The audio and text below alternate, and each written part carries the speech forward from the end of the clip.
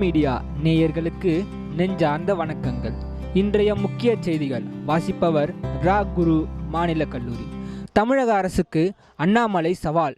முடிந்தால் வடமாநிலத்தார் விவகாரத்தில் 4 பிரிவில் வழக்கு செய்து என்னை கைது செய்யுங்கள் என்று அறைகூவல். மதுரையில் தொழில் வர்த்தக சங்க பிரதிநிதிகளுடன் கலந்துரையாடல். மக்கள் பிரச்சனையில் அரசு அதிக கவனம் செலுத்துகிறது. முதலமைச்சர் மு.க. ஸ்டாலின் பேச்சு. சிசோடியா கைதுக்கு கண்டனம்.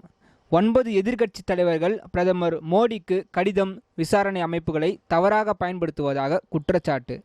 பாஜகவின் வெறுப்பு அரசியல் இந்த மண்ணில் ஒருபோதும் எடுபடாது. அண்ணாமலை இரட்டை வேடம் போடுகிறார். திமுக அமைப்பு செயலாளர் ஆர்.எஸ். பாரதி கண்டனம். தமிழ்நாட்டு மக்கள் மிகவும் நல்லவர்கள். வடமாநில தொழிலாளர்கள் பீதியடைய வேண்டாம். Governor R. N.. ரவி வேண்டுகோள். சென்னையில் நீர்மட்டம் உயர்ந்து வருகிறது. 2100ஆம் ஆண்டுக்குள் சென்னை கடலில் மூழ்குமா? ஆய்வில் வெளியான அதிர்ச்சி தகவல்.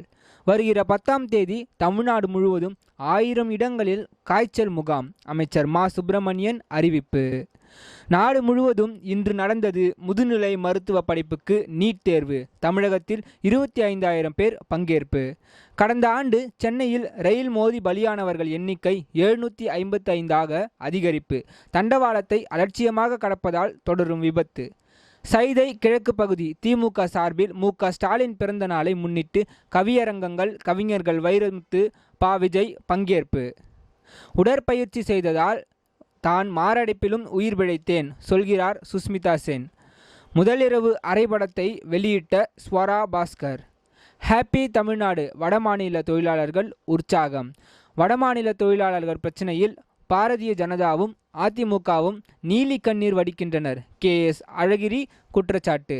தமிழகத்தில் பாதுகாப்பாக இருக்கிறோம் என்று குடும்பத்தினருடன் வீடியோவில் பேசி அனுப்பும் வடமாநில தொழிலாளர்கள் சகோதரர்களைப் போல் தங்களை நடத்துவதாக பேட்டி அளித்தனர். வெயில் சுட்டெரிக்கும் நிலையில் சென்னையில் இந்த மாத இறுதிக்குள் வெப்பநிலை அதிகரிக்கும்.